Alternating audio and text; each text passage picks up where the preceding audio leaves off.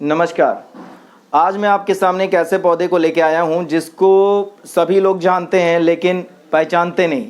नाम उसका कई बार सुना है हमारे बुज़ुर्गों से, पर हम मिस करते जा रहे हैं अपनी वन संपदाओं को, अपनी जंगली जड़ी बूटियों को, जिसका इस्तेमाल आज के दौर में भी हमें करना चाहिए, इस कोरोना काल में भी करना चाहिए। कोरोना काल चल रहा है, लोगों के अंदर तरह तरह के वायरल इन्फेक्शन आ रहे हैं, तो ये जो पौधा है ये बहुत ही उपयोगी है आपका पित्त और कफ नाश करने में।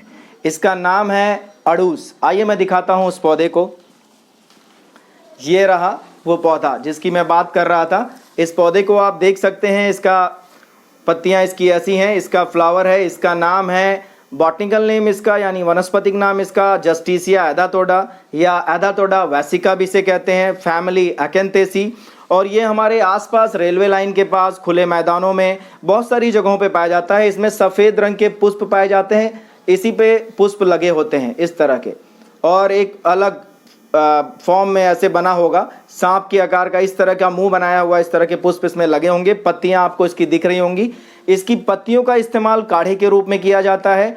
यहाँ तक कि मणिपुर में कुछ मैती कम्युनिटी है, उसके लोग इसका इस्तेमाल अत्यधिक मात्रा में करते हैं जब कभी वात पित्त और कफ का उनका प्रॉब्लम होती है, खांसी जुकाम में, उनको जकड़न में, इसकी पौधों का इस्तेमाल, इसके पत्तियों का इस्तेमाल किया जाता है। वैसे तो इसके पूरे पंचांग यानी सभी अंगों का इस्तेमाल किया जा सकता है, लेकिन ज़्यादातर इसकी पत्तियां, फूल और जड़ का इस्तेमाल किया जाता है।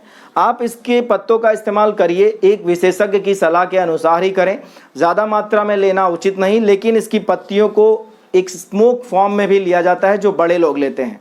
स्मोक फॉर्म का मतलब ये है कि इसकी पत्तियों को सुखा करके, उसको सिगरेट की तरह लपेट करके, उसका जला करके उसके धुएं को लेते हैं, जिससे अंदर जो बलगम और खांसी होती है वो निकल जाती है, वो कफ बाहर आ जाता है। यानी ये कफ का नाश करने वाला पौधा है। और हम खोते जा रहे हैं अपनी वन संपदाओं को, जिसको मैं बार बार कहता हूं आप सभी से कि हमें अत्यधिक मात्रा में लोगों तक ये बात पहुंचानी चाहिए कि हमारी औषधियां हमारे पास ही हैं, जिससे हम अपने आप को बचा सकते हैं और स्वस्थ रख सकते हैं। तो इन पौधों के बारे में भी जानें। इसका आपको होम्योपैथ में मदर टिंचर भी मिल जाएगा और आयुर्वेद में इसका क्वाथ भी आपको मिल जाएगा, जहाँ पे आप इसका इस्तेमाल कर सकते हैं। हाँ, लेकिन इसकी पत्तियों का इस्तेमाल आप ज़रूर करें। 4 से 5 पत्तियां लेकर के 1 चम्मच रस इसका निकालिए, उसमें 1 चम्मच अदरक रस और 1 चम्मच शहद मिला करके आप इसका सेवन करें सुबह शाम, तो आपको काफ़ी आराम मिलेगा, खांसी में भी और जकड़न में भी। आप इसके पत्तों को सुखाकर भी इस्तेमाल कर सकते हैं, इसके जड़ों का भी इस्तेमाल कर सकते हैं। 5 से 6 ml, 10 ml, 20 ml तक आप इसके रस का इस्तेमाल कर सकते हैं। इसके बारे में ये सिर्फ वात और पित्त को यानी कफ को ही नाश नहीं करता, साथ ही साथ ये मूत्र विकार में, दांतों के रोग में, मुंह में छाले हो गए हैं तो भी आप इसके 4 से 5 पत्तों को निकाल करके चबा करके इसको थूक सकते हैं, तो भी आपको छाले में आराम मिलेगा। साथ ही साथ सर दर्द में, माइग्रेन में भी इसी तरह की, इसी पौधे की कई और प्रजातियां होती हैं जिनका उपयोग और भी ज़्यादा है, जिसे हम खोते जा रहे हैं।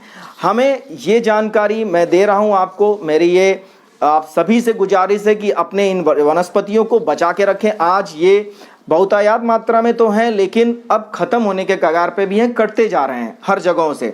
हमारे वहाँ ये बहुत ज़्यादा पाए जाते हैं, लेकिन लोग अनजान हैं। जो हमारे बुज़ुर्ग थे वो जानते थे, तो उनसे भी कुछ सीखिए कि क्या औषधियाँ थीं जो हमारी दादी, नाना और उनके नुस्खे जो हुआ करते थे वो हमारे पास रहें।